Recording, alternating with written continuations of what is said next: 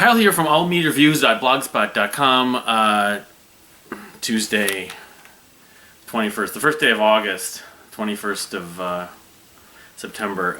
Marillion albums video, doing the last one of the whole series in effect. I'm going to do a couple more videos showing the rankings and stuff and some other stuff, but 1994's Brave. This is one of my CD copies. This is my original CD copy. This is their boldest, most, hang on, I'm deciding, I think this was most ambitious concept album, you could say, in a lot of ways. The most different sounding record, although that's kind of hard to say now because they've been making a lot of records that sound very different. They've been progressing or evolving or changing, or, you know, condition of this, not exactly, you can tell it's, but I have the remaster somewhere. I can't find it at the moment. I thought I had it, but I have it somewhere. But anyway, so when I first got into Marillion in it was May of 95, but basically the better part of 95, 96, 97, 1997, those 3 or 4 years. And I remember when I went to go buy looking for their CDs, when I bought Misplaced Childhood, that was the first one. I remember seeing Afraid of Sunlight around that time, and I remember seeing this one too at some point. It wasn't like the second one, but I bought it. But I know I bought it kind of thinking, I don't know if I'm going to like this or not, but I knew it was the most kind of out there approach. And as I came to learn, it was, like I said, ambitious and very off the deep end. It kind of was their backs against the wall kind of situation after coming off of Holidays in Eden in 1992 and Season's End. I mean, the future of Marillion was kind of maybe up in the air to an extent, and they were on Atlantic or not EMI at this point still, but they recorded this album in a castle. I forget what town. It tells on the Wikipedia page. It was released February 7th, 1994. It was recorded. The other version I have came out in 98, October 17th, 98. Let's just see. I know they went to a castle to record this. The band relocated to Marillion Castle in France, yeah. So it's a concept album about, loosely at least, or somewhat loosely, about a girl who was found, you know, on a bridge wanting to jump off and basically take her life. The bridge between Wales and, I'm not sure, Manchester, I forget what city it is. It probably tells in here. But, so, alright, I mean, just to get into it, this album I see as sort of a work of art, a piece of high art, as Hogarth was interviewed talking about when they performed the whole thing live. They did perform the whole thing live for the Made Again live album, and then a few other times, of course, for live recordings. But I have a video which shows that, and then I think it was also the Making of Brave, which I have the DVD for the film. In fact, let me get that real quickly because I think it's down here.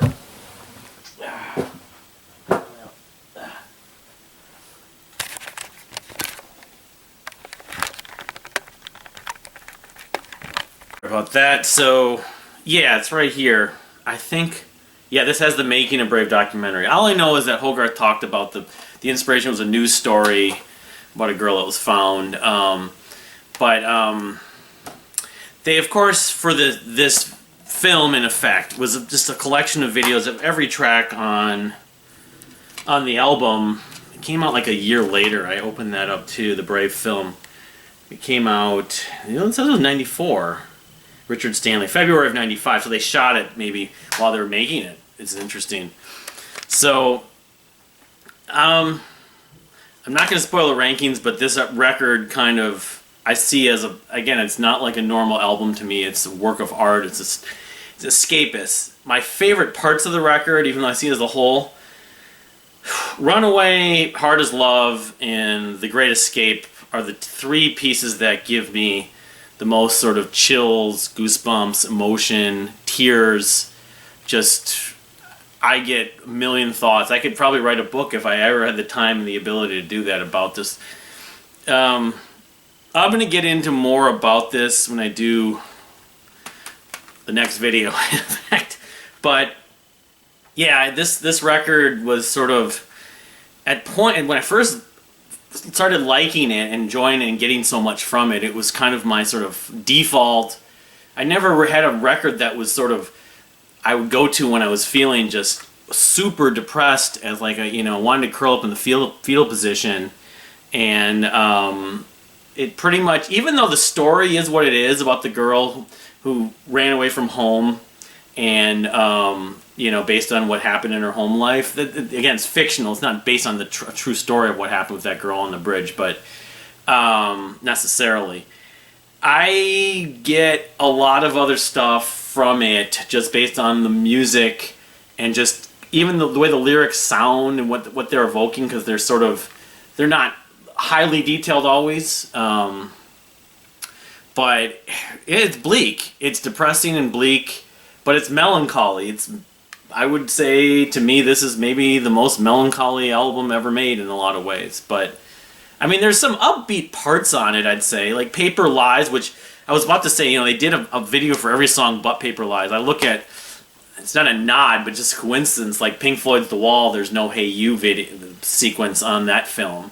There was no Paper Lies. But Paper Lies has Hard as Love musically is kind of driving and energetic. But then there's some very like sort of dreamy, soothing, therapeutic parts about just imagery I get with different parts of, some of the voices they use and samples and textures. And Made Again, of course, the vinyl, and I'm about to show the vinyl in a minute here.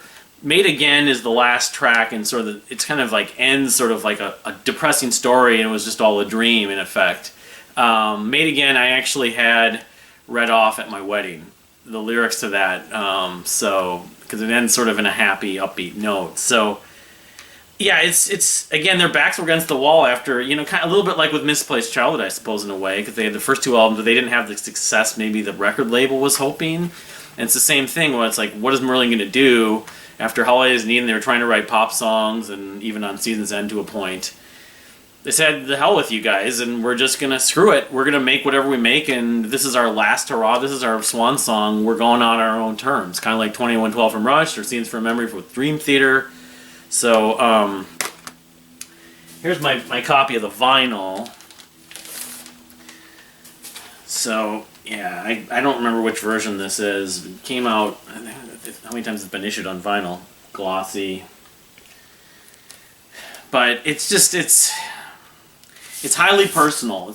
I feel like it's almost one of those cases where they talk about how when a band writes, records, and releases music, an album, songs or album, once they put it out there, even though it's their baby, it's really for everyone else to sort of take in and enjoy and appreciate and call their own in some ways. So I almost kind of feel like, in a way, I'm connected to this album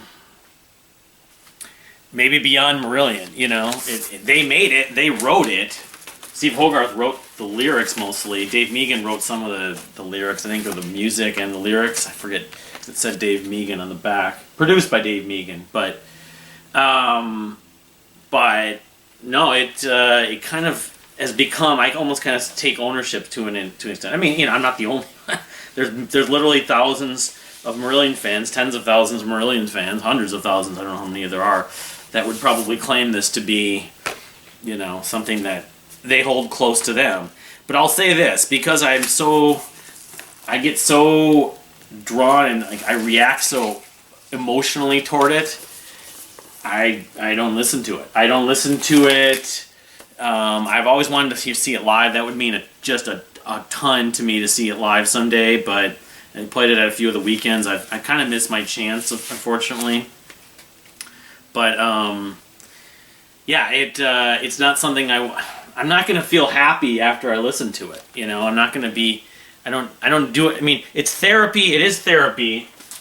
I would call it highly therapeutic to listen to, but it's not something that I need to sort of forget about something to go to as a mood changer. Or a mood changer sort of in a distraction. it's more of a mood changer in that dealing with something difficult, something stressful, something, you know, all the crap that's been going on. You know, in that sense, I probably should have listened to it.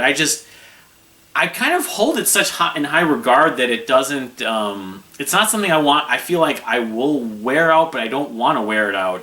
And so it's supposed to be special, it's supposed to be very rare and unique for me to actually listen to. Some of the individual songs, The Great Escape, I think is the greatest guitar solo of all time. It's my favorite, the guitar solo on that. But I know I'd like to probably talk more. I mean, you know, Living with the Big Lie is just, lyrically is just breathtaking. Goodbye to All That. The only thing I'll say is how the Hollow Man, thinking of there's the Invisible Man. There's a movie with Kevin Bacon called The Hollow Man, where he is an invisible man. I think that's what, if I'm not mistaken. Alone Again in the Lap of Luxury. It's been probably well noted, referenced, and talked about how the main, you know, chorus or melody in that song, that dun dun dun dun dun dun dun dun, is basically the same thing from The Last Straw off Clutching at Straws. I don't know, you know, if they were intentionally doing that when Rothery wrote the guitar part for Alone Again in the Lap Luxury. They thought, oh, we can use that riff again, I guess. And hearing H sing that versus Fish or whatever, I don't know if they could live do the two of them together. It'd be interesting. Maybe they have, but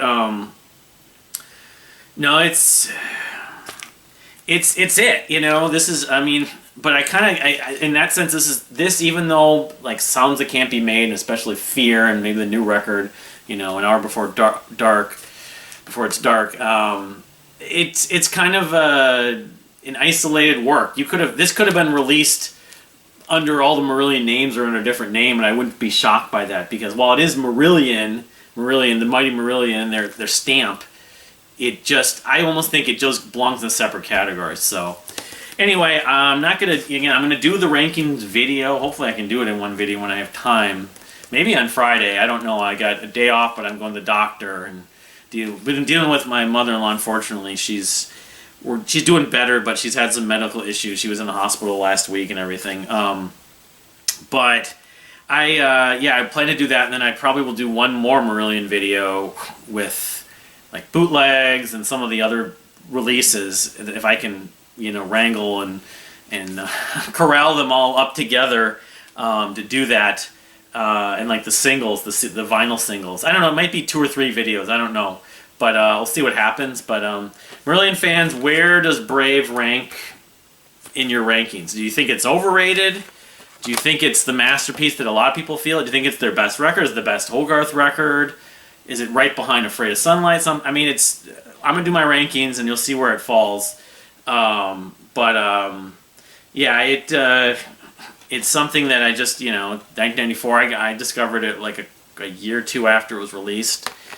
Yeah, it's kind of breathtaking in a lot of ways. But yeah, I got that, and then I want to start doing the Deer Hunter videos, and then some of these other bigger names like the Mars Volta and Coheed and Cambria and Muse and some others. We'll see what happens. It's just my mother-in-law maybe staying here, so it may.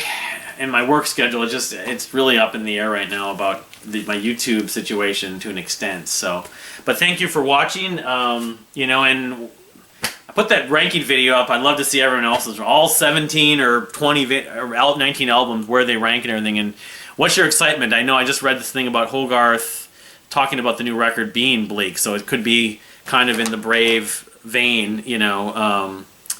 But it says also the music is kind of poppy and catchy, so it might be kind of like a happier, more excited, version of Brave, or even Fear or something. I'm not sure. So, but anyway, thank you for watching. We'll see you next time.